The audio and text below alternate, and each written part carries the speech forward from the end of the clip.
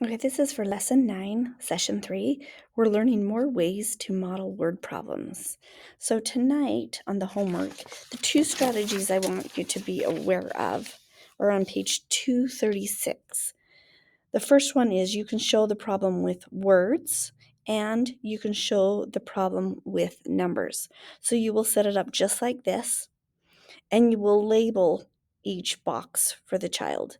And then you will go ahead and do a bar model for each of them. So on this one, it's like some books are on the shelf. Students take 24 books from the shelf. Then there are 38 books on the shelf. How many books are on the shelf to begin with? So what we're looking for is what do we begin with?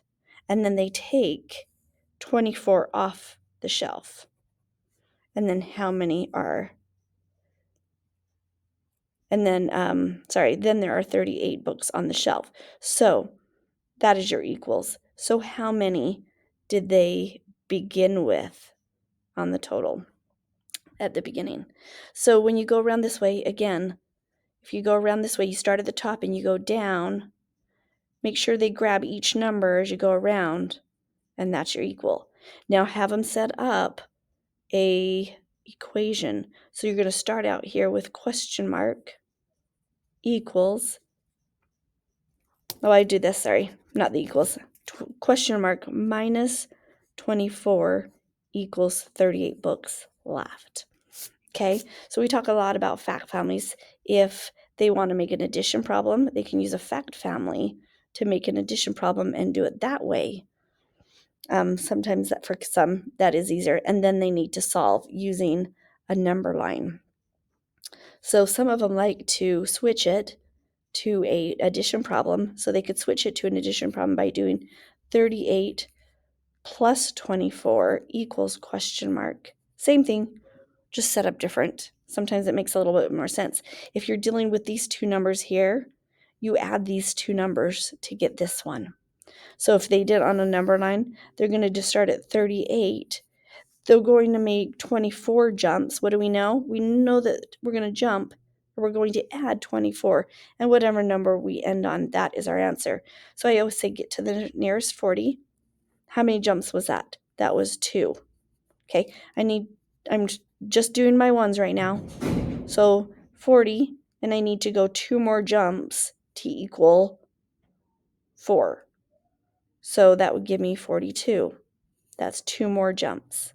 Okay, now I need to, how many are in my tens? 20. So we're going to go 42, 52, 62. And that is 20 total, those 2 jumps. So we've done 24 jumps. What did you end on? 62. So that's your answer. Some of them may want to do it this way where they have 38 plus 2 is 40. And then I move my 40 over here. Now I'm going to do my tens. I need to jump 20.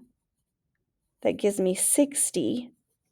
Now I'm at 60 and I need 2 more jumps to get to 24. And then I end at 62 and that's my answer. So you need to make sure they go 24 jumps. Once you know it's 24 jumps, then that's your answer. Okay, so tonight's strategy, again, building these little number bonds or these boxes, labeling them, reading through the problem and helping them know where to put those numbers. And then if you start at the top and you go down, it's a subtraction problem. If you start at one of these numbers and go up, you collect each number, you're adding those two together, and that question mark would be your equals.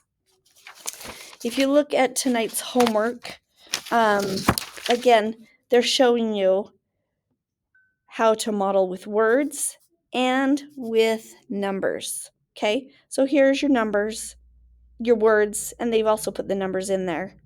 And then they build an equation and then they solve for it. Now, there is a problem about estimating in here. When you estimate, make sure that when you estimate, right here on number 6. Start with the two numbers 41 and 23. Tell me, what is it closest to? Which 10 is it closest to? Circle it. Have them circle it. And then you'll subtract those two. Okay, last one. On your more ways to model, I would make them do a bar model on each of them. Read the story problem and figure out where to put the numbers. Then I want them to do an equation using this. Teach them if you start at the top and you go down, you're subtracting.